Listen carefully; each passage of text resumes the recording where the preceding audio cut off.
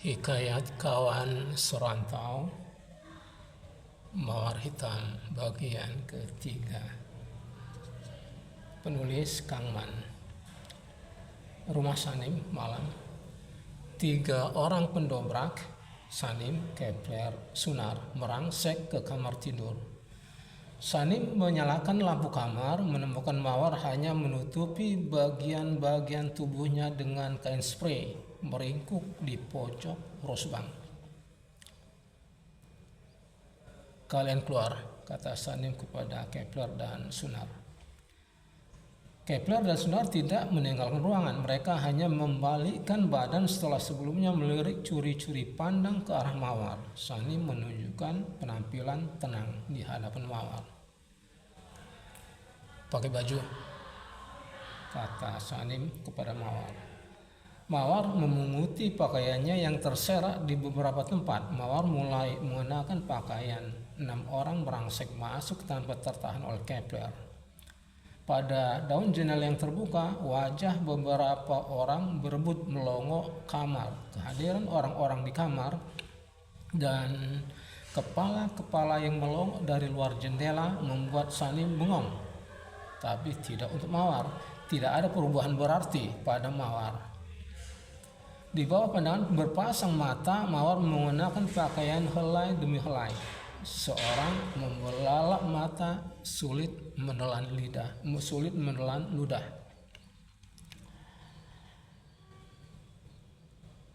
Rumah Sanim malam, beberapa orang mengeluarkan sepeda motor Karwan dari dapur dan membakarnya di pekarangan samping kiri rumah. Kobaran api disambut sorak-sorai. Penduduk yang datang berduyun-duyun ke rumah keluarga Sanim masih terus mengalir. Beberapa orang warga menambahkan kayu basah dan kering pada api yang menyala sehingga tumpukan kayu menutupi wujud sepeda motor yang terbakar. Kondisinya kini lebih sebagai api unggun. Api berkobar, asap membumbung. Warga menyeret Karwan. Sekujur badan babak belur, tangan terikat ke belakang, ke pinggir kobaran api. Karwan berusaha melindungi wajahnya dari panas dengan cara memalingkan wajah dan memunggungi api. Tapi seorang penduduk membalikkan badan dan mengarahkan mukanya agar menghadap api. Tanpa dikomando, penduduk membentuk formasi lingkaran mengelilingi kobaran api. Kini Karwan duduk meringkuk, terkurung pagar betis. "Bakar, campakkan ke dalam api!" teriakan penduduk. Tenang, kata Marlon. "Jangan gegabah, tak boleh main hakim sendiri. Ini negara hukum, kita bangsa beradab, tak boleh ada yang main hakim sendiri, apalagi jika sampai menghilangkan nyawa orang." Dari dalam rumah, Mawar digelandang ke arena kobaran api. Tak pelak jadi tontonan. Banyak orang ingin melihatnya dari jarak dekat. Sebagian bergunjing, sebagian menisa. "Ini dia yang buat aib kampung. Gak nyangka ya, perempuan tak tahu malu, kotor kampung kita dia buat." Demikian kata penduduk laki perempuan. Air panas, kasih jalan," kata Kepler menggelandang Mawar. "Tolong kasih jalan, air panas." Warga menyisi memberi jalan kepada Mawar dan penggelandangnya, Nek Ipah, menjambak Mawar. "Kau rasakan ini perempuan lajang, jalan." Kepler berusaha melepaskan jambakan Nek Ipah dari rambut Mawar. "Sudahlah Inang, sabar."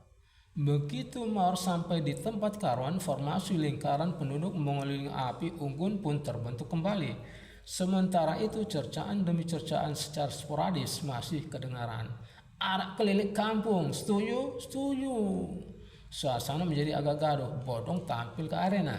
"Aku menyusul," kata Bodong. Perlahan-lahan suasana menjadi lebih tenang. "Kalian semua tahu aku ada 2 kereta lembu. Kita paksa mereka menarik kereta lembu keliling kampung." Suasana jadi lebih gaduh oleh tawa, gunjing, dan silang pendapat. Api unggun masih berkobar. Dalam lingkaran pagar manusia yang menista, Mawar dan Karwan masih saja mendapat tekanan psikologis. "Kurung di kandang lembu, campakkan ke sungai, arak keliling kampung." Beberapa penduduk secara sporadis melakukan serangan fisik terhadap keduanya. "Jangan," kata Sanim. Suasana berangsur tenang. Tiada guna kita nodai kesucian lorong jalan kampung kita dengan jejak langkah manusia penzina, kata Sanim. Di kolong langit mendung menggantung. Angin berembus kencang, daun-daun berguguran, terang angkasa saat seketika sekelebat halilintar dari tudung awan menggelegar, menyambar menampar cakrawala zigzag bersih cepat menghunjam kaki langit. Sayup-sayup guntur bergemuruh, rinai memercik gerimis menitik. Hujan, kata Nipah. Satu persatu penduduk meninggalkan lokasi, sebagian lainnya bergeser ke beranda dan pelipir rumah. Hujan lebat akhirnya membuat keruman bubar. Karwan dan Mawar digelandang masuk rumah, api unggun mulai padam. Suryanto melompong, terbawa arus kisah Sanim. Jelitang menegurnya, "Hei!" Suryanto masih melompong, belum menyadari jika Jelitang menegurnya. "Suryanto!" "Siap," kata Suryanto. "Kibas," kata Jelitang. "Siap." Suryanto kembali mengipas perlahan. "Suryanto," kata Jelitang. "Siap," kata Suryanto. "Kurang deras." "Siap." Suryanto mengipas lebih kencang. "Suryanto, siap." "Kurang deras." "Siap." Suryanto mengipas dengan kekuatan penuh, mukanya cemberut. "Nah begitu." "Siap." "Siap," kata Jelitang. "Siap," kata Suryanto. "Tapi mukanya itu," kata Jelitang, "jangan pula merengut." "Siap," kata Suryanto. Suryanto makin kesal, ia makin cemberut. Senang hati Jelitang melihat Suryanto cemberut. Jelitang melanjutkan coretan grafinya sambil sekali mencakar-cakar, mengaruk-garuk, menampar-nampar muka dan leher sendiri karena gatal. Malam itu juga aku menceraikan istriku dengan saksi beberapa tetangga dan tokoh masyarakat dusun, kata Sanim. Selain itu, dibuat perjanjian hitam di atas putih. Dikuatkan dua saksi bahwa Karwan akan menikahi mantan istriku. Dari celah jeruji ventilasi terlihat sekelebat halilintar menyambar. Rumah Sanim malam sejumlah orang berunding membahas nasib Karwan dan Mawar. Birong tampak hadir. Kita tidak mendengar pembicaraan mereka. Marlon masuk menjinjing tas. Dari dalam tas Marlon mengeluarkan 2 lembar kertas yang telah diketik. Surat perjanjian baru ku ketik di kantor kepala desa, rangkap 2. Marlon menyodorkannya kepada Thomas. Setelah mencermati kertas di tangannya, Thomas menganggukkan kepala, tanda setuju. Lepas dari tangan Thomas, kertas beredar di kalangan beberapa orang yang lantas membacanya sekilas. Satu persatu menganggukkan kepala, tanda setuju. Kembali surat perjanjian dipegang Marlon. Dalam pada itu Karwan dan Marwan tidak diberi kesempatan untuk membaca surat perjanjian yang menyangkut nasib mereka tersebut. "Bersediakah engkau menikahi Mawar?" tanya Thomas kepada Karwan. Karwan tampak ragu-ragu. "Lekas jawab," kata Lanang. Iya, saya bersedia," kata Karwan. Marlon menyodorkan pulpen dan surat perjanjian kepada Karwan. "Teken," kata Marlon. "Tunggu dulu," kata Lanang. "Materai, mana materainya?" "Aduh, hampir terlupa," kata Marlon. "Materai apa perangko?" kata Kepler. "Perangko aku ada." "Materai Apollo," kata Lanang. "Kupikir yang pintarnya kau. Perangko untuk berkirim surat." "Ya, mana materainya?" kata Thomas. "Tenang," kata Marlon. Tenang saudara-saudara." Marlon meraih tas lalu membukanya, merisik-risik mencari-cari sesuatu, tapi yang dicari tak kunjung didapatkannya. "Perasaan tadi ku taruh di sini," kata Marlon, "tapi kok tak ada." "Perasaan lain saja," kata Kepler. Baru teringat," kata Marlon. Secara demonstratif Marlon mencampakkan tas lalu merogoh kantong belakang celananya, mengeluarkan sebuah amplop berlipat, membuka amplop serta mengeluarkan isinya. 4 buah materai masih menyatu. "Ini dia yang dicari ternyata di sini," kata Marlon. Marlon menyebut 2 lainnya yang masukkan kembali ke dalam amplop dan dijajalkan ke kantong celana. "Banyak kali lagaknya," kata Kepler. "Ada lem?" tanya Marlon kepada Mawar. Mawar diam saja tak menggubris. "Orang sedih kau tanya," kata Kepler. Sejurus Marlon menyorot pandang pada Kepler, memalangkan jari telunjuk di depan mulutnya sendiri sebagai sinyal bagi Kepler untuk diam. Kepler terdiam, tersinggung dan malu. Marlon bertanya kepada Birong, "Punya lem? Lem untuk berkat ini?" "Pasti adalah," Marlon kepada Birong. Birong menggelengkan kepala. Tak pakai lem pun jadilah, kata Lanang. Disapit air ludah saja, dijilat. Kurang mantap rekatnya, kata Marlon. Tapi tak apalah. Marlon menjilat materai, menempelkannya pada surat perjanjian, menyodorkan surat perjanjian bermateri kepada Karoan, mengarahkannya untuk menandatanganinya. Tekan sini. Materainya harus kena. Sesudah Karoan giliran Sanim. Kau tekan sini. Aku juga, tanya Sanim. Ya iyalah, kau kan yang serahkan istrimu sama dia. Sejurus Sanim bimbang, namun akhirnya ia bubukan juga tanda tangannya pada kedua lembar kertas tersebut. Bismillah. Usai Sanim membubuhkan tanda tangan, Marlon berceloteh. Bagus juga tekenanmu, lebih keren dibanding tanda tangan Derom ADM Sawit, kata Marlon. Tiba giliran Mawar tak bergeming, enggan membubuhkan tanda tangan. Kau harus tanda tangan, kata Lanang. Tengoklah, bergetar dia punya tangan. Timpalnya Ipa. Usai Mawar menandatangani, hitam di atas putih, kata Marlon. Surat perjanjian telah ditandatangani oleh para pihak. Ada anak di bawah umur hadir di sini sehingga tak perlu kubaca ulang. Marlon menyerahkan satu lembar kepada Thomas, satu lainnya kepada Karoan. Kau pegang ini. Perjanjian mengikat, kau harus patuhi semua.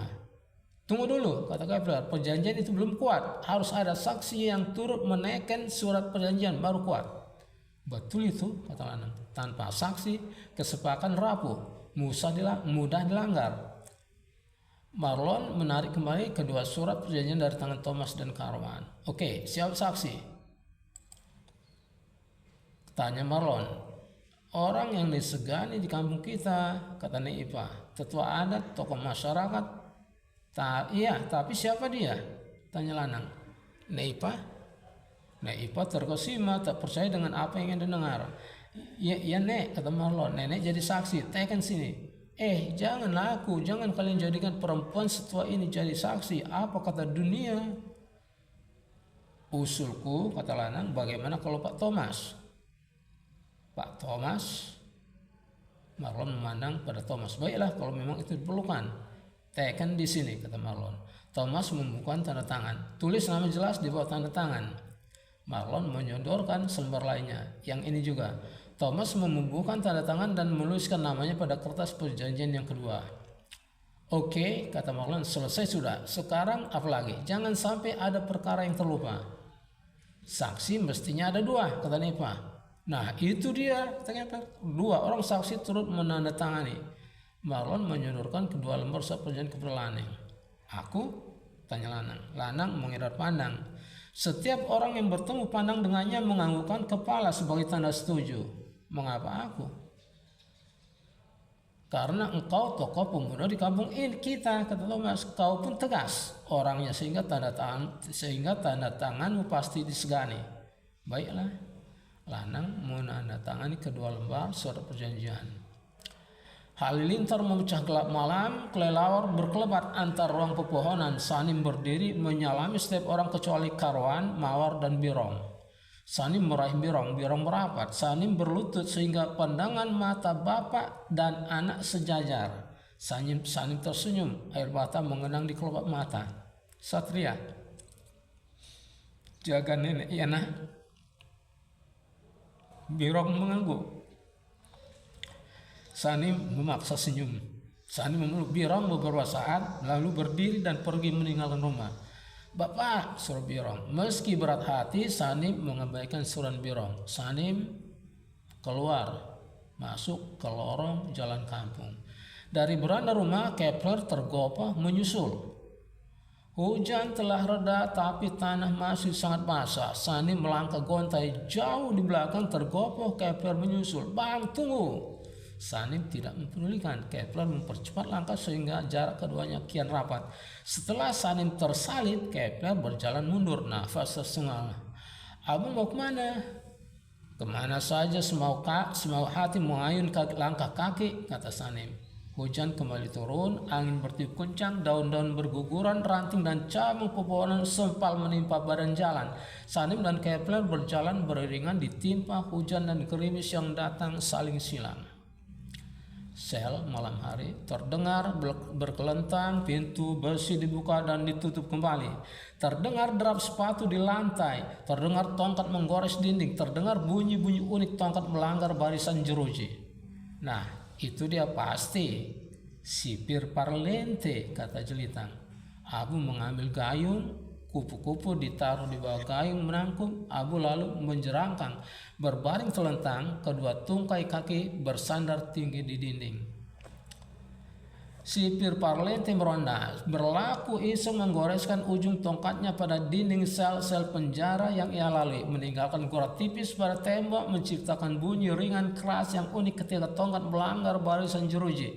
Nun, di hadapan sipir parlente, sebuah modul gepeng lonjong seukuran satu ruas ibu jari tergeletak di lantai. Sipir parlente terus berjalan sambil menggores-goreskan ujung tongkatnya pada dinding dan jeruji sel yang ia lalui. Suatu ketika modul di atas lantai terlewat 2-3 langkah oleh sipir parlente. Sipir parlente menghentikan langkah, menoleh ke belakang bawah, memutar badan 120 derajat berlawanan dengan arah jarum jam. Perhatian sipir parlente kini fokus pada modul di atas lantai. Sipir parlente tampak berpikir. Sejurus keningnya berkerut, alis melengkung busur. Sipir parlente meletakkan tongkatnya bersandar pada dinding tepat di bawah jeruji jendela sebuah sel. Sipir parlente memungut modul dari lantai. Dengan hati-hati modul gepeng lonjong diusap-usapkan pada lengan baju untuk dibersihkan dari debu dan pasir yang menempel. Sipir parlente mengupas dan mencermati modul tersebut selama beberapa saat. Mukanya jadi sumringah. Pucuk dicinta ulam timbal, obat urut telah kudapat, linu dan pegal sekujur badan pun telah segera minggat. Goodbye sakit urat, otot dan sedih. Goodbye kalian semua, forever and ever. Sipir parlente berlalu meninggalkan tongkat bersandar pada dinding sel. Terdengar batuk menjetis dari dalam sel. Bayang-bayang kelelawar berkelebat menyapu tongkat. Lorong jalan kampung, angin bertiup kencang, daun-daun berguguran, gerimis dan hujan lebat turun saling silang. Di atas awan halilintar menyambar, guntur bergemuruh. Pada beberapa bagian jalan, aliran air hujan melampias melintas jalan. Pada ruas jalan berkontur menurun, air mengalir di badan jalan, menjadikannya bak parit atau anak sungai. Di bawah siraman hujan dan gerimis, Sanim dan Kepler berjalan kontai. Posisi Kepler berada beberapa langkah di belakang Sanim. "Bang, hujan bang," kata Kepler. Sanim tidak mempedulikan. "Abang mau kemana malam-malam begini?" tanya Kepler. "Jangan pedulikan aku sudah besar, kawin pun aku pernah, anak ada, kau tahu itu, urus saja dirimu sendiri." Dari arah berlawanan, dua orang, Kamis membawa pecut dan Ahad menenteng sepotong ranting kayu sebagai pemukul, menggiring 7 ekor sapi. "Baru pulang ngangun kalian?" tanya Kepler. "Enggak juga," kata Kamis. "Enggak juga bang, lepas dari kandang, kabur, kami cari sana sini dari petang hari, jumpa di sana di peringgan kebun." Kamis berhenti melangkah, sementara Ahad terus berjalan menggiring ke-7 ekor sapi. Mau kemana abang-abang ini?" tanya Kamis. "Cari angin," kata Kepler. Tanpa bertanya lebih lanjut, Kamis melengos pergi, berlari mengejar Ahad dan ke-7 ekor sapi. Setelah jarak Kamis dan Ahad dekat, Kamis menggerutu.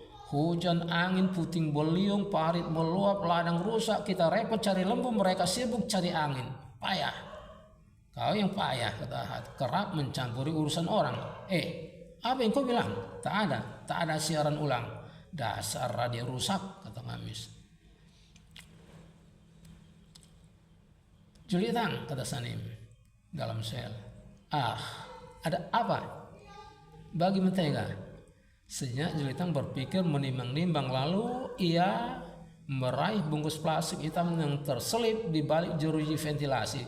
Jelitang mengeluarkan sepasang roti tawar dari bungkus plastik. Pasang roti dipisah. Tampak mentega di tengah. Jelitang mencolek mentega pada penampang roti dengan ujung jari telunjuk. "Mana tangan?" tanya Jelitang pada Sanim. Sanim menadahkan tangan. Jelitang mencolekkan ujung jari telunjuknya yang bermentega pada telapak tangan Sanim. Seberkas mentega kini ada di tangan Sanim. Cukup? Tanya Jelitang. Kurang, tambahlah sedikit. Cukup tak cukup, kau cukupkan, oke? Jelitang merekat kembali kedua keping roti jadi satu, memasukkannya ke dalam kantong plastik. Kantong plastik dilipat dan ditaruh kembali di tempat semula. Tak ada yang cukup dalam penjara, kata Jelitang. Jelitang menjilati sisa mentega di ujung jari. Sanim meludahi mentega di telapak tangannya. Mentega dan air ludah diadon sampai lembut menyatu. Hidup berkecukupan hanya ada di luar bebas berkecukupan hanya ada di dunia bebas luar sana, kata Jelitang. Kembali Jelitang menggores-gores gelinding, kembali Sanim mengurut-urut kaki.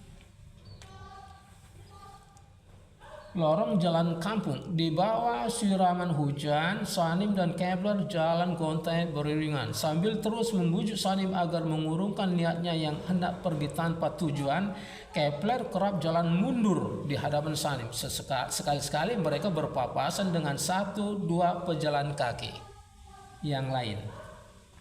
Ada yang mengenakan caping, ada pula yang bergayung, ada pula yang berpayung daun pisang, bahkan keladi. Jadi abang merantau? Tanya Kepler. Pak, bukan lagi merantau, kata Sanim. Minggat. Keduanya terus berjalan, keduanya kian kelelahan. Minggat, tanya Kepler. Badan bahasaku begitu, kemana abang pergi? Jangan kau tanya kemana aku pergi, usah diharap aku akan kembali, jawab Sanim.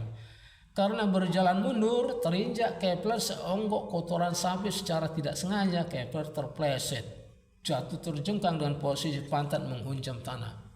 Sompret, umpat Kepler. Kepler merasakan sakit yang luar biasa pada bagian pantat. Kepler lalu berdiri, lalu mengesit-ngesitkan kakinya yang berliput kotoran sapi pada rumput basah. Masih hangat. Pasti kawanan lembu yang barusan lewat. Dasar binatang tak tahu aturan, buang kotoran sembarang. Sialan, kata Kepler. Kepler menyapu celana yang kotor di bagian pantat dengan tangan. Pasti abang tahu kalau ada tai lembu di belakangmu tadi, tapi abang tak mau bilang. Abang sengaja mau bikin aku celaka, kata Kepler menggerutu. Sanim merongos. Kau menuduhku? Kepler terdiam. Kini ia menyapu celana panjangnya yang kotor di bagian pantat. Kalaupun aku tahu, kata Sanim pula, buat apa aku harus bilang? Apa untungku? Tapi kita kan kawan, kata Kepler. Betapa elok jika kawan saling mengingatkanmu kalau ada tai lembu di belakang. Sambil mengeser-ngeserkan kaki dan menyapu celana, sesekali Kepler memperhatikan mimik Sanim. Kepler melihat Sanim tersenyum. Abang tersenyum, senang aku. Siapa tersenyum? Sanim menyaputkan tangan pada muka, terutama di bagian bibir. Air hujan bikin bibir merah bergetar kedinginan, kata Sanim. Di lorong jalan kampung, Sanim dan Kepler berjalan sempoyongan diguyur gerimis dan hujan yang turun saling silang. Gigi keduanya menggeletuk karena kedinginan. Kepler melepas baju diperas. Baju dipakai sebagai handuk untuk lap kepala sampai badan. Baju dipiuh kembali, baju dikenakan kembali. Hujan jatuh kian deras. Ketika keduanya lalu di depan sebuah pos ronda, Kepler berlari memburu pos ronda untuk berteduh. Ayo kita berteduh bang, kata Kepler. Kepalang basah, kata Sanim. Kendati demikian, Sanim menuruti permintaan Kepler berteduh. Sanim melepas sepatu dan kaos kakinya. Kaos kaki diperas, disampirkan di palang dada pos ronda. Sepatu diletakkan menungging di atas pelupu. Sanim menanggalkan baju diperas lalu dipakai kembali. Sanim mengambil duduk tepat di sebelah Kepler. Sementara waktu, kata Kepler, abang tinggal di rumahku, bagaimana? Sejurus Sanim tampak berpikir menimbang-nimbang. Tapi aku harus ambil ranselku dari kebun jagung bawah pohon kelapa belakang rumah dulu, kata Sanim. Nah, begitulah, sekalian kita ambil kereta anginku yang tertinggal di dekat sana. Ayolah, kata Kepler. Hujan begini, tanya Sanim. Kepalang basah, kata Kepler pula. Sanim memasukkan kaos kaki ke dalam sepatu dijinjing. Kedua kawan pergi meninggalkan pos ronda dalam langkah panjang setengah berlari. Sipir Parlente meronda tak membawa tongkat. Di depan jendela sel Sanim dan kawan-kawan, sipir Parlente menghentikan langkah, melongok situasi sel lewat celah jeruji. Terlihat Jelitang melukis dinding, Suryanto mengipas. Abu tidur, Sanim dan Anwar duduk sebelah menyebelah. Selamat malam guru, sapa Jelitang. Jelitang menampar-nampar, mencakar-cakar wajah dan leher. Sipir Parlente bergeser, mencoba membuka pintu sel dengan rangkaian belasan anak kunci yang menggantel di sabuk celananya. Setelah beberapa kali percobaan yang gagal, sipir Parlente akhirnya berhasil membuka pintu sel dengan anak kunci yang tepat. Sipir Parlente masuk sel lalu menutup pintu. Jelitang memerintahkan Suryanto untuk berhenti mengipas. Suryanto, sudah, rehat, kata Jelitang. Suryanto berhenti mengipas, menyerahkan kembali kain sarung pengipas kepada Jelitang. Suryanto duduk, terlihat sangat lelah. Jelitang membentangkan kain sarung di lantai. Ia lantas duduk di atasnya. Abu bangun, lantas duduk. Apa ku bilang, kata Suryanto, kita kedatangan tamu. Kebetulan saja, kata Abu.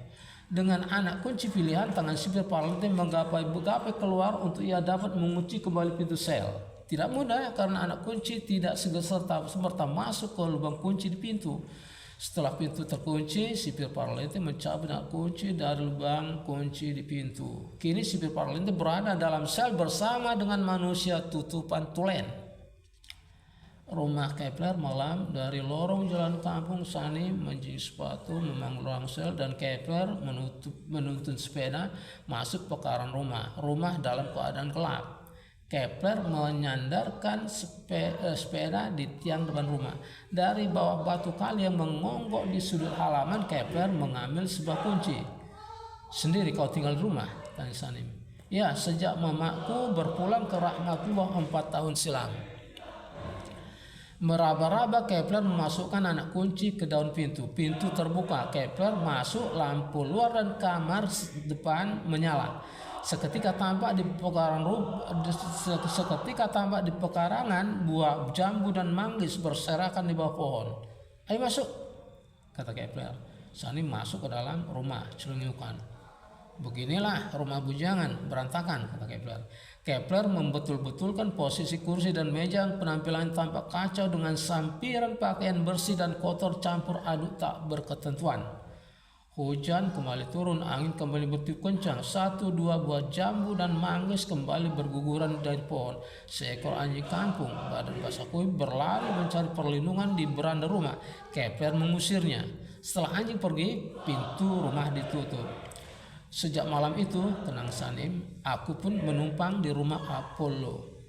Di langit, halilintar menampar-nampar, zigzag bersih cepat menghunjam bumi, menggelegar, memekakkan telinga. Sel penjara, Suryanto dan Abu mengurus sipir Parlente. Jelitang mengipasi. Jelitang sambil menggaruk-garuk muka dan kepala karena gatal campur kesal, berdesah. Apa saja yang kau kerjakan di rumah tumpangan selama itu? Tanya Anwar. Makan, tidur, berak, macam kita di sini, jawab Sanim. Siapa nama kawan yang berbeci lebay? Tanya Abu. Apollo ya. Apollo, bukan Apollo, Petruk. Lagi-lagi kau sebut aku Petruk, kata Abu. Nasib baik kau dipanggil Petruk, kata Anwar. Beruntung kau. Apa yang untung? Jawab Abu. Petruk mancung kau. Abu menengus mengutut hidung. Apollo, ada tasjid di atas lam, huruf L-nya 2 double. Apollo, tapi itu bukan nama sebenar. Ilmunya tinggi, segalanya serba akal.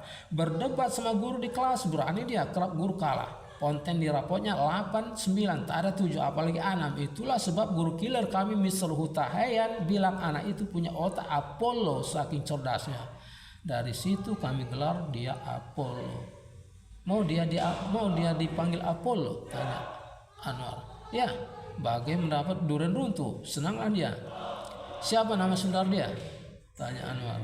Lupa aku, sungguh, jawab Sanim. Berarti bukan kawan, kata sipir Parlente. Kalau kawan pasti kau ingat.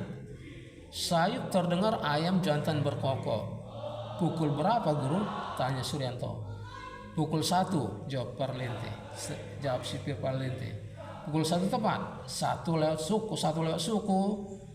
Hamil anak gadis orang, kata Suryanto. Apa? Tanya Abu. Kokok ayam jantan tengah malam adalah pertanda berlakunya peristiwa hamil seorang anak darah di luar nikah, jawab Suryanto.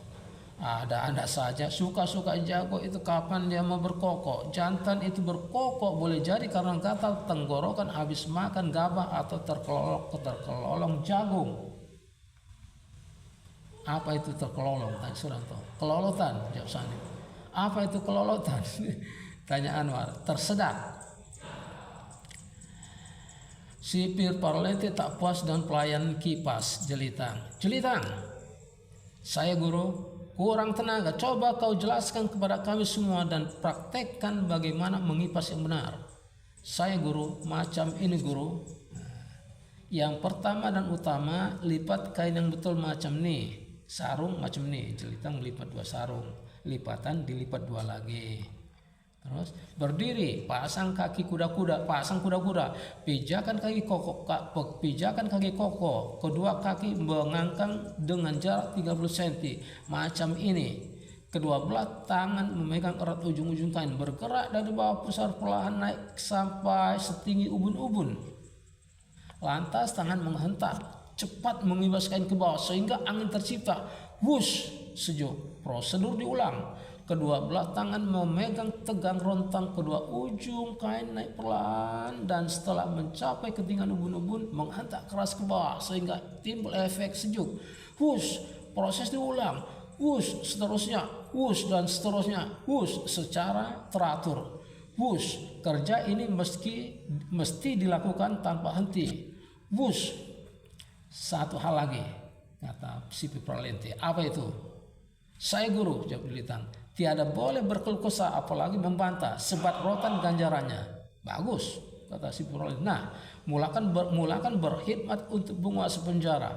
Saya guru, jawab Jelitang. Jelitang mengipas dengan sempurna, tapi dia punya muka masam. Sanim menerawang. Hidup membujang berselimut rasa dendam membuat jiwaku tak tenang. Di kamar tidur di rumah Kepler pagi hari, Sanim menggunakan sarung berkaus kutang, telentang duduk berdiri gelisah. Sanim membuka jendela, terlihat Kepler tengah mencuci sepeda. Kepler tidak melihat Sanim. Sanim menutup kembali daun jendela. Mondar mandir gelisah di dalam kamar, menggetak berham, tangan kanan mengepal-ngepal, memukul telapak tangan kiri. Aku harus balas dendam. Ya, darah dibayar darah. Pengkhianatan dibayar pengkhianatan. Tinggal jaga tanggal mainnya, ancam Sanim. 6 atau 7 bulan setelah mawarku cerai, tutur Sanim dalam sel, setiap ada waktu siang maupun malam, aku mengendap-endap di belakang rumah. Pas suatu ketika suami barunya tak ada di rumah, aku menyelinap masuk seraya memaksa kurayunya. Pertahanannya pun patah. Ia menyediakan diri untuk melayaniku secara laksana suami istri seperti sedia kala. 1 kali, 2 kali, 3 kali, 4, entah sudah berapa kali ia. Anwar memandang Sanim dengan tatapan seakan meminta penjelasan. Lupa aku sungguh. Sampai akhirnya perselingkuhan kami tercium oleh Karwan. Tercium, kata Abu. Berarti lawan dia mengendus seperti anjing. Diam kau hantu, kata Sanim. Sekarang kau sebut aku hantu, kata Abu, bukan Petro. Karwan meniru caraku 100% yang menjiplak gagasanku. Sebelumnya aku yang menjebak dia, kini dia menjebakku. Orang satu kampung dibawanya serta.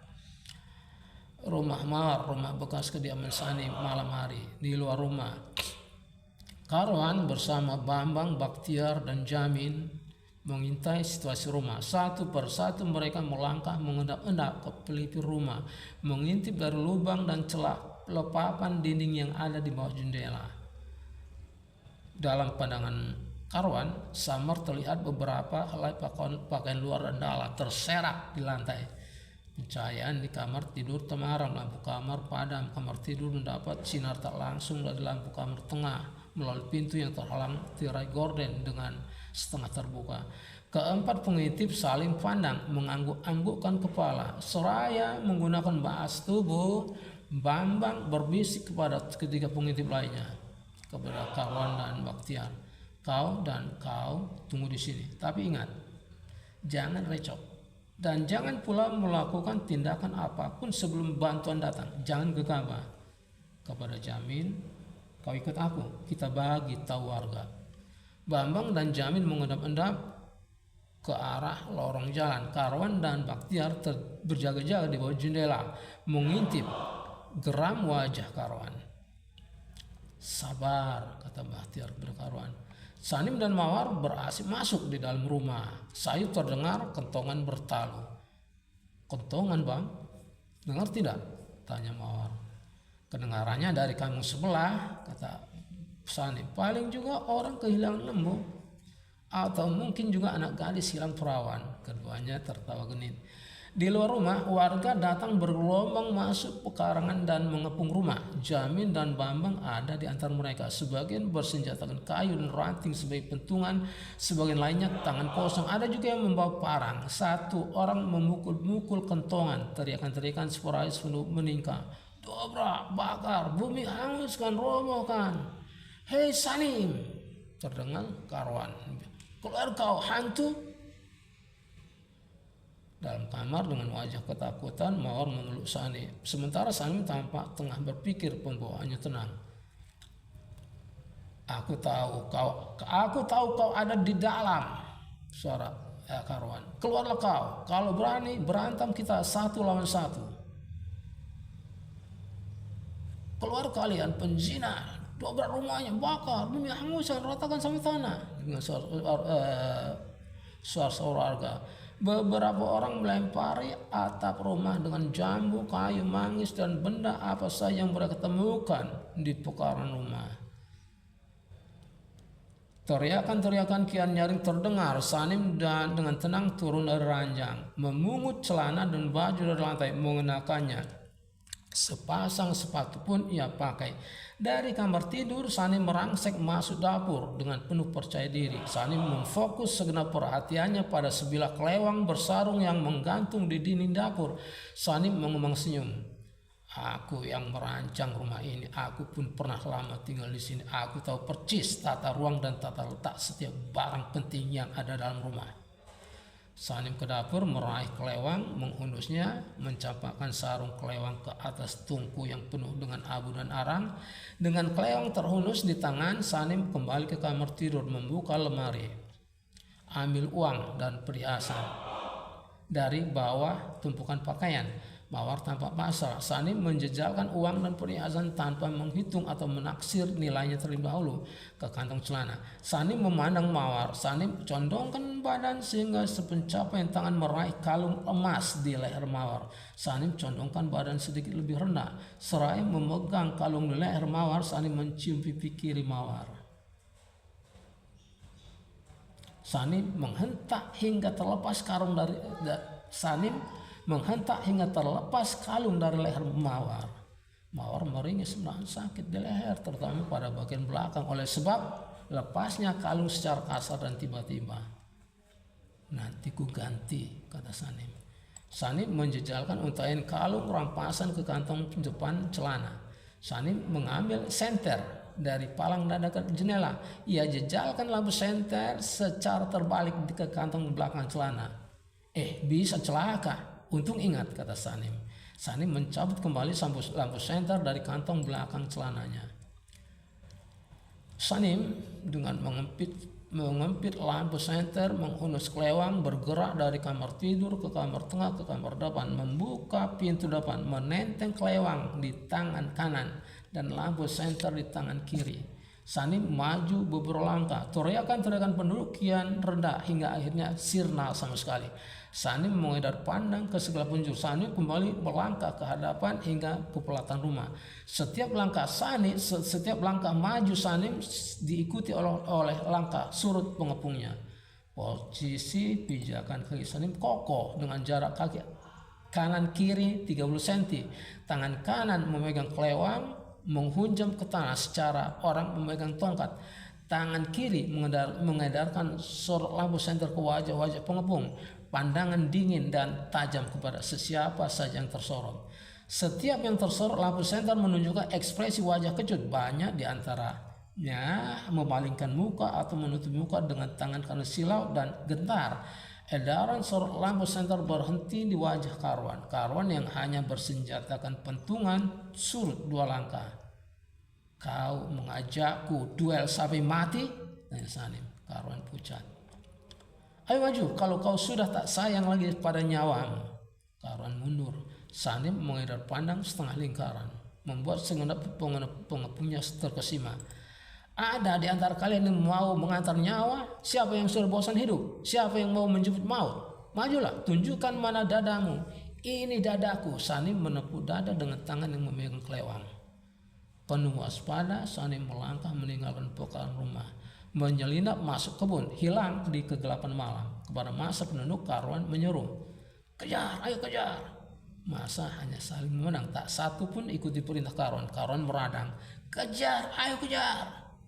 Kejarlah sendiri kalau kau mau mati, kata Jamin. Jamin melengos pergi. Masa berangsur bubar hingga akhirnya hanya Karwan dan Mawar yang tersisa. Karwan menyandar lesu pada batang pohon pekaran rumah. Mawar merenungi nasib di kamar tidur. Di langit mendung menggantung, halilintar menyambar, seekor kelelawar menjatuhkan satu buah manggis di atap rumah. Buah manggis mengelinding jatuh ke tanah. Dalam sel malam hari, Sanim tersenyum getir. Anwar geleng-geleng kepala. Suryanto dan Abu mengurut sipir parlente yang berbaring tengkurap. Jelitang mengipasi. Jelitang menggaruk-garuk muka dan kepala karena gatal dan kesal. Berdesah, Jelitang mengedip mata sambil memonyong-monyongkan mulut kepada Abu, isyarat agar Abu berbuat usil kepada sipir parlente. Abu tak berani, alih-alih Suryanto yang usil, ia lindaskan sikutnya pada punggung sopir parlente. Wow, jangan keras-keras. Tak pala keras guru, kata Suryanto. Apa yang tak keras? Kau seksa anak orang agar cepat sembuh, kata Suryanto. Guru masih punya emak, katanya Abu. Sikut Suryanto melindas punggung sipir parlente lebih keras. Wow, sakit. Cengeng kali guru, kata Suryanto. Diam kau, kusebat rotan baru tahu rasa. Sipir parlente bersendawa panjang. Guru masuk angin, kata Suryanto. Apa kau bilang? Masuk air. Kau bilang aku gila. Masuk angin, demam, flu. Oh, kau dengar tadi masuk air, OJ. Kembali sipir parlente bersendawa. Oh, masuk angin, kata Suryanto. Suryanto memerintahkan Jelitang untuk berhenti mengipas. Sudah Jelitang, berhenti kau mengipas. Guru masuk angin. Jelitang berhenti mengipas, merentangkan badan lalu duduk. Kepada sipir parlente Suryanto memperintah, duduk, buka baju. Sipir parlente menurut. Ia duduk, bersila dan membuka baju. Guru ada kencering, uang, duit, money. Suryanto bilang uang itu dengan money. Ia juga menggesek ibu jari dengan telunjuk ketika mengucapkan money. Urutan berbayar, tanya sipir parlente. Agar lekas sembuh. Mau sembuh bukan? Tanya Suryanto. Kembali sipir parlente bersendawa. Oh, sipir parlente mengeluarkan modul dari kantong celana dan memberikannya kepada Suryanto. Suryanto mencermati modul yang baru diterimanya. Suryanto mengembang senyum. Abu, Jelitang, Anwar dan Sanim terkesima. Wih, ibarat mendapat durian runtuh, kata Abu. Suryanto menyisipkan modul ke dalam lipit celana yang jahitannya ia retas. Kembali Suryanto menggesek jempol dengan jari telunjuknya. Ia tujukan itu kepada sipir parlente. Mana duitnya guru? Sipir parlente membelah mata. Itu tadi yang mana? Yang kau masukkan dalam seluar celana. Tak cukupkah itu untuk membayar urutan? Guru, malu aku kalau guru mesti membayar. Kusuk gratis, percuma, tak pala bayar, tapi kita perlu uang untuk menyingkirkan demam guru. Guru ada uang tak? Sipir parlente geleng-geleng kepala. Ia rogoh saku celananya, ia ambil dompet. Ia keluarkan semua uang kertas yang ada di dompet. 2 lembar nominal 100 ringgit, 1 lembar nominal 50 ringgit, 5 lembar nominal 10 ringgit, dan 3 lembar nominal 1 ringgit. Ia sodorkan semuanya kepada Suryanto. Money, metal, anchor teacher, kata Suryanto. Koin guru, kata Jelitang. Sorry, he speaks broken English, kata Jelitang pula. Oh, kata si parlente. Sipir parlente memasukkan kembali uang kertas ke dalam saku celana. Ia lantas mengeluarkan segenggam koin dan diserahkannya kepada Suryanto. Suryanto mengambil semuanya. Abu protes, masa semua ku ambil, keterlaluan, serakah amat. Tenang kawan, kata Suryanto.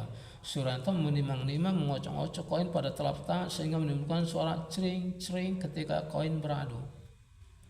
Cering-cering kencring, cering-cering kencring, kata Suryanto. Suryanto mengambil satu keping koin 50 sen, mengembalikan semua koin lainnya kepada sipir parlente. Suryanto tunjukkan koin 50 sen tersebut kepada sipir parlente. We call this kencring, Uncle Teacher. We are badly in need of such a magic thing to get rid of your being cold. Trust me, I'm a seasoned medicine man. Kemampuan Suryanto berbahasa Inggris mencengangkan semua orang, terutama Jelitang kala malam. Wih, hebat bahasa Inggris orang putih, kau mahir. Wih, kata Abu. Jelitang, bagi mentega, kata Suryanto berjok. Oke saudaraku, hamba siap sedia berkhidmat untuk negara.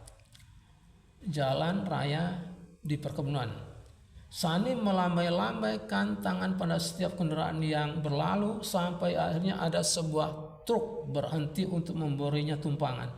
Posisi truk berhenti berada belasan meter setelah melewati Sanim. Sanim berjalan menghampiri. Mau kemana dia? Tanya supir kepada Kenek. Kemana? Tanya Kenek. Tanjung Balai, kata Sanim. Surnai, kata supir kepada Kenek. Ayo, Kenek kepada Sanim. Kenek membukakan pintu kendaraan untuk Sanim. Sanim naik, masuk pintu kendaraan ditutup. Sanim masuk, naik, pintu kendaraan ditutup kembali, kendaraan bergerak zoom out. Aku pergi ke Tanjung Balai, naik motor plah. Sejak itulah aku benar-benar pergi meninggalkan kampung, kenang Sanim.